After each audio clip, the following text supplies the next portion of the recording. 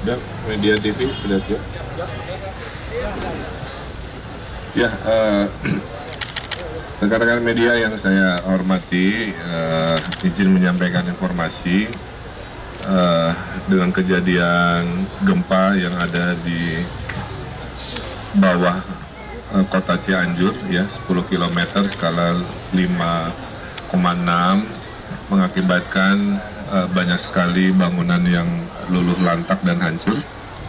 Kemudian berita per menit tadi ada pertambahan data yang meninggal dunia yang masuk ke data tim Pak Bupati, jadi total ada 56 yang meninggal dunia warga Cianjur dan 700-an lebih warga luka-luka, dan karena masih banyak warga yang terperangkap di tempat-tempat kejadian, kita mengasumsikan yang luka-luka dan yang meninggal pun akan terus bertambah seiring waktu.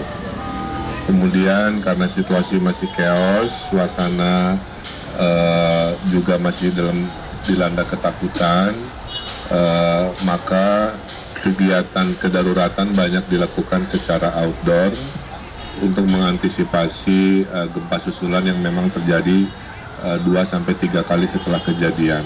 Ya.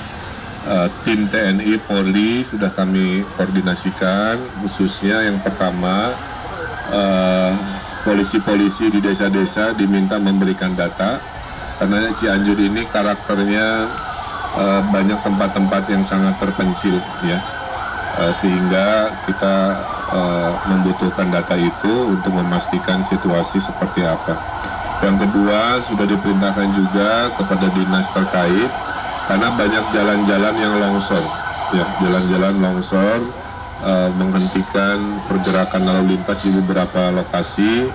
Per hari ini, di maghrib ini, di lapangan beberapa bulldozer juga sudah mulai kita kondisikan untuk menormalisasi lalu lintas, ya.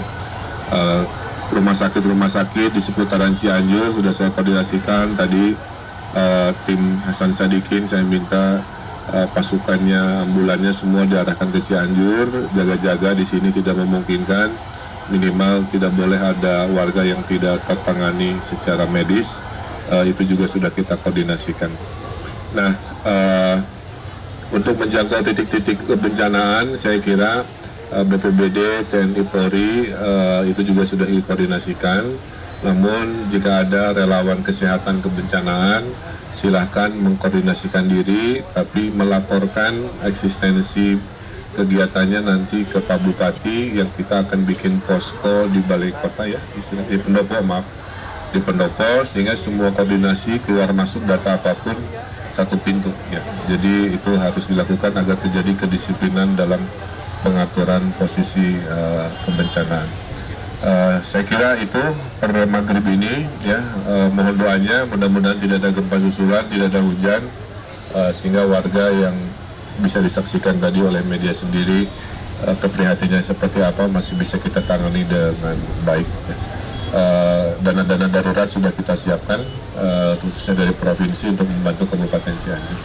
Saya kira itu yang Pak, tadi banyak yang teriak-teriak, Pak, katanya oksigennya nggak ada, gimana dong, Pak?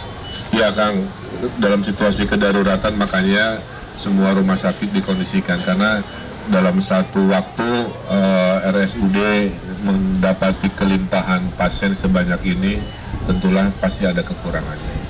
Untuk jaringan listrik? Enggak, rumah sakit lain sebagian, ya, hanya karena ini pusatnya, tentu mayoritas pemberitaan, mayoritas atensi ada di sini, tapi penanganan tidak hanya di sini. Ya, kan dimulai kan tadi sudah saya sampaikan. Kepolisian, kan tiap desa itu ada namanya Babin Kamtimas atau Babinsa. Mereka sekarang sedang bertugas. Oke. Sekarang sedang bertugas untuk memastikan, mendata desa-desa yang terpencil, aman, tidak aman, rusak atau seperti apa. Ini hitungannya kan sedang menit dan jam, jadi tidak semua informasi per hari ini bisa saya dapatkan secara sepenuhnya. Jadi media nanti diupdate lagi per berapa waktu untuk mengupdate situasi yang terjadi. Tolong sampaikan ke publik, gitu ya, mohon doanya agar situasi ini bisa pulih secepatnya. Untuk jalan listrik. Ya, sudah koordinasi dengan PLN ya. Sementara untuk bisa dilihat listrik sudah menyala lagi, menandakan kondisi sudah bisa dipulihkan minimal di tempat-tempat pertolongan.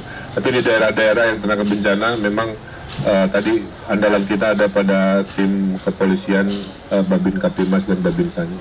Evakuasi terus dilakukan, Pak. Apa? Evakuasi terus dilakukan, Pak. Kedengaran? Evakuasi terus dilakukan, walaupun nanti jelang malam dan sebagainya.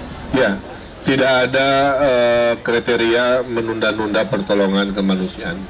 Karena banyak laporan katanya ada yang meninggal belum ketolong keambil. Jadi, tapi kan kuncinya satu, siapakah yang ada di lokasi yang bisa bertanggung jawab. Yang bisa bertanggung jawab adalah kepala desa yang juga dikoordinasikan dan aparat TNI Polri yang memang punya tugas di sana.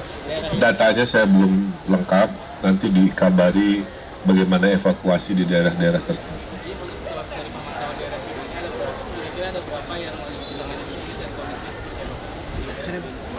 Ya tadi Anda saksikan sendiri kan, dijahit kepalanya, dijahit kakinya, dilakukan di lapangan. Ya, jadi tindakan menormalisasi, ada yang stres, ada yang menangis, ada yang kepalanya baru dijahit dan sebagainya, macam-macam rupa-rupa memang kebencanaan seperti ini. Tapi poinnya adalah media juga saya titip menyampaikan dengan keprihatinan, tapi tidak membuat ketakutan lah kira-kira begitu ya. Kita proporsional aja. Negara hadir, Pak Gubernur hadir, Pak Bupati hadir, semua hadir di sini untuk memastikan semua keluhan bisa ditangani dengan baik ya. Terima kasih itu dulu.